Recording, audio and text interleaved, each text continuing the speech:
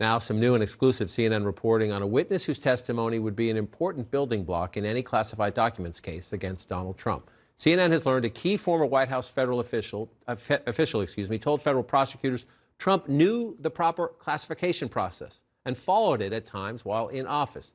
Here's the bottom line. This is, quote, the latest indication that prosecutors are seeking evidence suggesting Trump understood the process for declassifying documents. That could undercut Trump's claims that he automatically declassified everything he took with him to Mar-a-Lago. Breaking this reporting and joining our conversation now is CNN's Zach Cohen. CNN's Paula Reed and defense attorney Shan Wu are back with us. So let's talk about why this matters and why it is so important. This official who served in both, correct me if I'm wrong about anything, of Trump and the Biden administrations, a careerist familiar with the classification process, has spoken to federal prosecutors about what Donald Trump knew, what Donald Trump was told while he was in the White House about the process. He understood the rules, number one. Plus, spoke Don McGahn, the former White House counsel, John Kelly, the former White House chief of staff, John Eisenberg, the former National Security Council lawyer, big players, smart people, close people to Donald Trump inside the White House. They all knew the process, and they talked to Trump about it as well. So what Trump says publicly contradicts what you have learned here. Yeah, exactly. This is a career official, and it's somebody who advised both the Trump and Obama administrations on the classification, declassification process, and it's somebody with very direct knowledge of how those two administrations followed the process, and even cited specific examples to prosecutors about times the Trump administration followed the correct process. So it's really interesting to hear what this official was asked by prosecutors in both different investigations. In the Trump probe, prosecutors were really aggressively focused on anything that had to do with firsthand interactions with Trump, especially about conversations related to the declassification process. And we've seen that play out in the time since this official went in for an interview. We've seen multiple senior Trump officials go in and testify before the grand jury about the declassification process and about their conversations with Trump.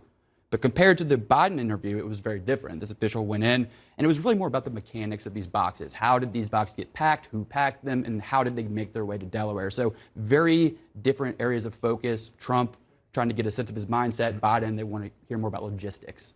And so, forgive me, again, correct me if I'm wrong, that the Trump thing to them seems to be a lot more serious. Absolutely. The Biden thing is a mistake, not justifying it. It's a mistake. It was wrong. Something bad and wrong happened, but the context, the scope, the depth of the Trump investigation. Yeah, this former official said the Biden interview did not match the intensity of the Trump interview at all. So he's really characterized those two things as very different tones. Circle back for more of the details in a minute, but just put it into significance. The case, you're trying to build a case against Trump. And we focus all the time, former chief of staff is a grand jury witness, former spokesman is a grand jury witness. But if you're building a case, Shan, to you first, sometimes it's the less glamorous witnesses who actually can do the nuts and bolts. He knew the rules. He was told the rules. He was reminded repeatedly of the rules, right? No, absolutely. And that's what they've been doing, is they're building that kind of foundation as to what was his mindset. And to Zach's reporting, the point is you can tell so much, not only from the intensity, but the kinds of questions. If, as a prosecutor, you're focusing on mindset, you're thinking there's some personal criminal exposure here. If you're focusing on factual questions, who packed the boxes, you're looking at, is there a problem with the way this stuff gets transmitted and preserved, not did somebody commit a crime? And again, we showed the officials. These are not nobodies. These are senior people. Two of the three lawyers, John Kelly as the chief of staff, Don McGahn and John Eisenberg are both lawyers close to the President of the United States. John Kelly says this in Zach's reporting, nothing approaching an order of that foolish. The idea that Trump had this standing order that I could just, snap, things are declassified. Nothing approaching an order that foolish was ever giving. I can't imagine anyone that worked at the White House after me would have simply shrugged their shoulders and allowed that order to go forward without dying in the ditch trying to stop it.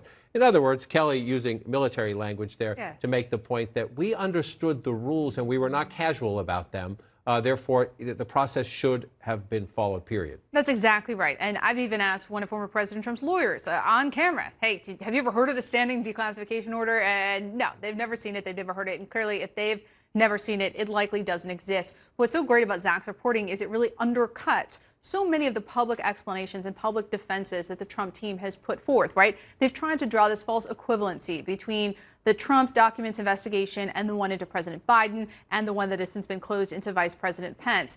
Now, we know from our reporting, even though Biden and Trump are both facing a special counsel investigation into the possible mishandling of classified documents, these are very different in terms of volume, right? Dozens of documents versus over 100. Also the conduct, right? Cooperation, possible obstruction. But here we know the types of questions prosecutors are asking. They're just asking about boxes and packing, right? The Trump lawyers probably wish those were the questions that they were asking about that investigation. And it's clear that they do not believe the Trump defense is in the court of public opinion, that he didn't know the process, that he didn't have to follow it. So it's really significant because it shows not only is this our impression and our reporting, but this is the testimony that they're getting in both cases from an expert. And the expert's testimony helps them when they question other people who were around the president at the time about what was happening. And we know other grand jury witness. Now we know Mark Meadows, his former chief of staff, who had eyes on so much of what Trump did. Robert O'Brien, the former national security advisor. Richard Grenell, who was the former acting director of national intelligence and a Trump loyalist. So based on what the expert says and the significance of those witnesses, connect the dots. Yeah, we've seen, the special counsel in the Trump investigation really sort of follow the advice or what this former official said in their interview as a roadmap to the types of witnesses and the types of evidence that they've been working to secure in the time since. We know that they've been pushing to get these additional records from the National Archives that include communications between Trump and his top officials about the declassification process, when to declassify, how to declassify. We know that they've brought in several senior Trump officials, including Robert O'Brien, who told the grand jury that, look, we had conversations with Trump specifically, directly, and we told him and made clear there was a process for declassifying things. You can't just, wish it to be true. And so the grand jury is hearing the exact kind of testimony that this former official laid out as important months before. Critical reporting, again, in the context of the former president having a target letter now, saying he's a target. This is the reporting. We will see where we go from here, but that's an important building block. Zach, appreciate it. Paul and Shannon, appreciate you being